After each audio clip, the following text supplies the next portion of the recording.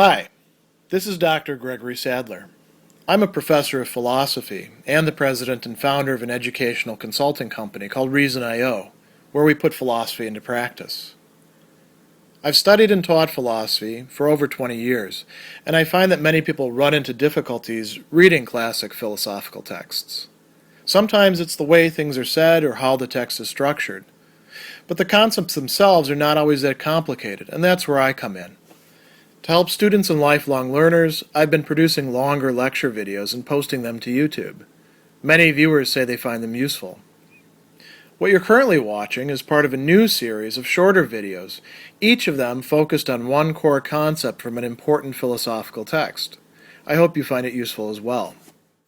Michel de Montaigne's essay that difficulty increases desire, where difficulty is Malaisance, and it's actually that the desire increases itself, s'accroit, when it encounters difficulty, is at the very beginning sort of an exercise in applying we could call it, approach or principle of the Skeptic school, primarily the Pyrrhonians, but also the academic skeptics, which is that no reason but has its contrary. So, translating it, every argument, every position that you might put forward has got some opposed position. And so Montaigne is going to start out by bringing up one that at first seems quite reasonable. He actually cites Seneca, the great Stoic author. Nothing can be truly pleasing to us human beings if we must fear losing it. So, we can certainly have goods or apparent goods that we think that we're going to control and be mistaken about that. As soon as we realize how shaky it is, the good doesn't seem as good to us. And Montaigne says, well, wait a minute. Is that really the case? Doesn't it much more often seem like, as he's going to say, we embrace a good more, right? We clasp that good and embrace, which is all the fonder, all the more affectionate, and all the tighter in that we see it as less surely ours, less secure, sûr, right? And when we actually do have the fear of losing it. So this is difficulty, right? We can't be confident that we're going to keep the good, and we're not even sure whether we're going to attain it or not. So he's going to say, we know from evidence the presence of cold helps fire burn brighter. Wills are sharpened by flat opposition. He gives a few other examples. And then he brings up this idea of satiety, right? So on the one hand, we have opposition or rareness of a thing, difficulty. That actually increases our desire. When we've got the good and we feel secure in it, and we're sure that we actually have enough, we might feel satiety. That's the feeling that you have when you eat enough and you're full, as we say, right? You've had sufficient. And why do we feel that? From what he calls ease of access. I can enjoy this good anytime that I want to. So I don't really have to strive after it. I don't have to worry or be concerned. And he says, nothing sharpens our tastes more than rareness and difficulty. And then he's going to give you a whole bunch of examples, many of which have to do with attraction, sexual desire, and activity, women's clothing as an example of this, and various attitudes that people might have about attraction and sex. So he's going to begin by talking about married couples. And he says, to keep love alive, Lycurgus, the Spartan legislator, ordained that married couples in Sparta should only have intercourse with each other by stealth, and that it should be a disgrace for them to be discovered lying together just as much as if they were having sex with other people. And so what did that do? That made it more exciting for them, more rare, more difficult. And so Montaigne is saying, yeah, this kind of bears that out. Are there other cases like that? Well, he says, how many pleasant and very stimulating verbal frolics arise from the chaste, and it's translated here as modest. The old French word can also mean sort of like bashful or shameful vocabulary that we use when talking about sexual intercourse. And he says, pleasure itself seeks stimulation from pain. It tastes more sweet when it hurts and takes your skin off. And he talks about this courtesan who bites Pompey in the moments of passion. And he says, yeah, it's the way it is with everything. It is difficulty which makes us prize things. And we're going to come back to that sexual stuff in just a moment. But he's got another really funny set of examples. He tells us the people of the marches of Ancona more readily go to St. James of Compostela, so that's a pilgrimage, right, to make their vows. Those of Galicia, where the pilgrimage to St. James of Compostela is, to Our Lady of Loreto. As we often say, the grass is greener on the other side. And then he talks about places of learning.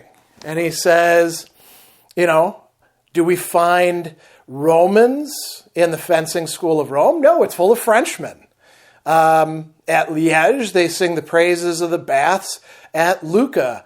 In Tuscany, of those by Spa by Liège. The stuff that you can enjoy locally, you kind of downplay. You're not as keen on it, we might say. Whether it's a pilgrimage, places of learning, anything like that. As I was reading this, I was thinking of the clever strategy that exclusive schools have. We only let 5% of our applicants in, unless, of course, they've, got fathers or grandfathers or other relatives who are alumni who are going to get them in as legacies.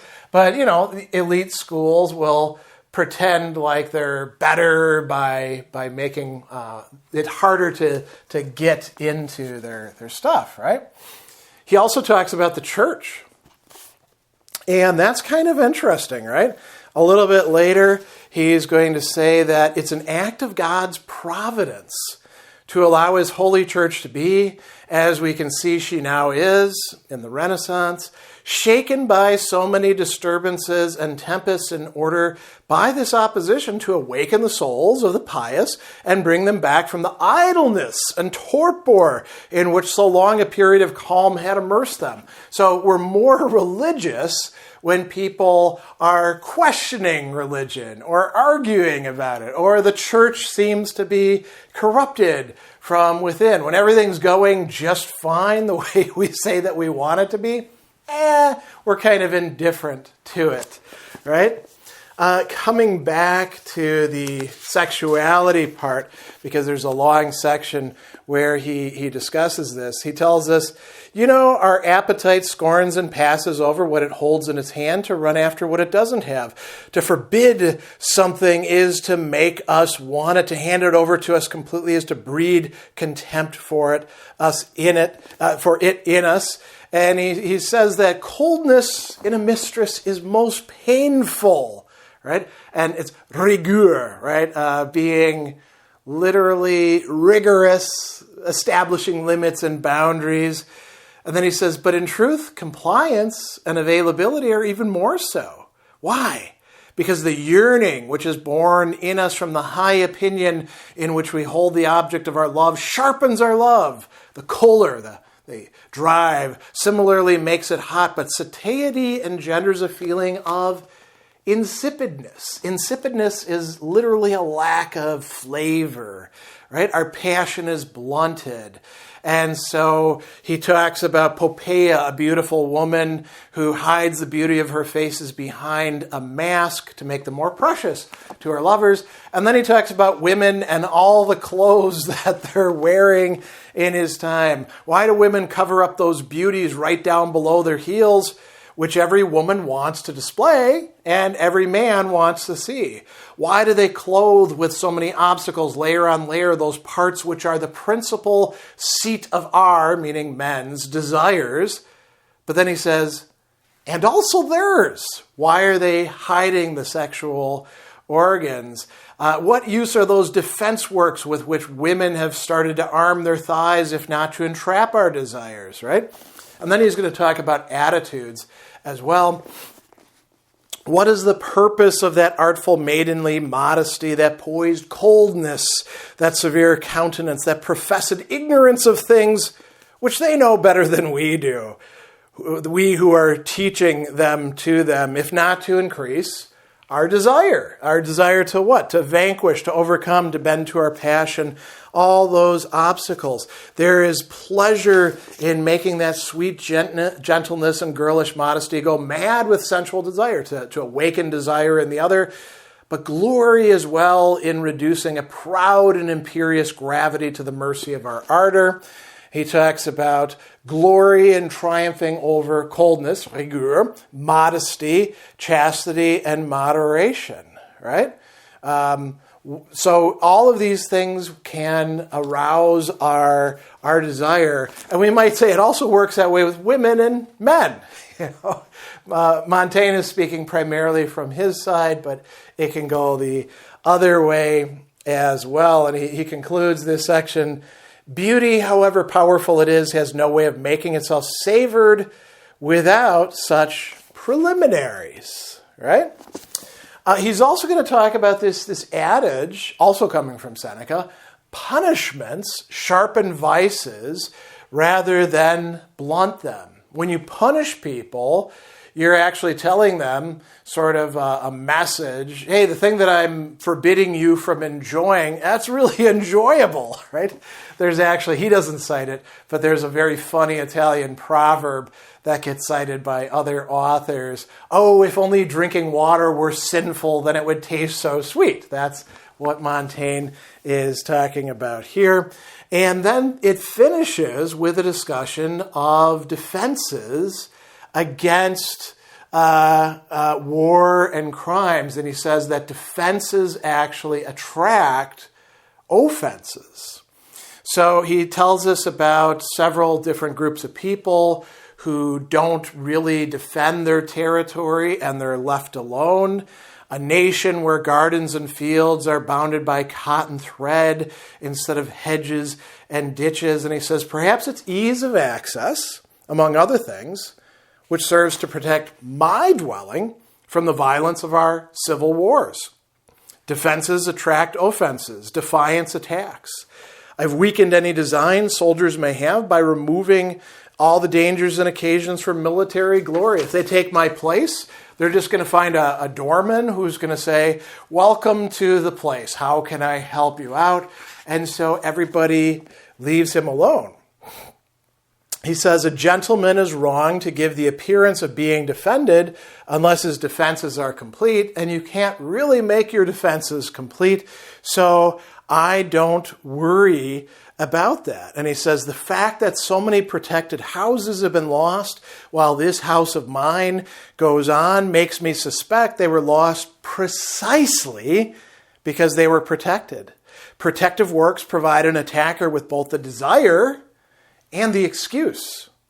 All kinds of protection look belligerent. So if you arm yourself against others, whether it be in your house or carrying a sword or getting married or going into prohibiting sexual activity or anything like that, you're kind of setting yourself up for problems. I do want to mention one other interesting example that I passed over that he brings up And he says that in our times, we thought we were tying our marriage knots more tightly by removing means of undoing them, not allowing divorce, right? But the tighter we pulled the knot of constraint, the looser and slacker became the knot of our will and our affection.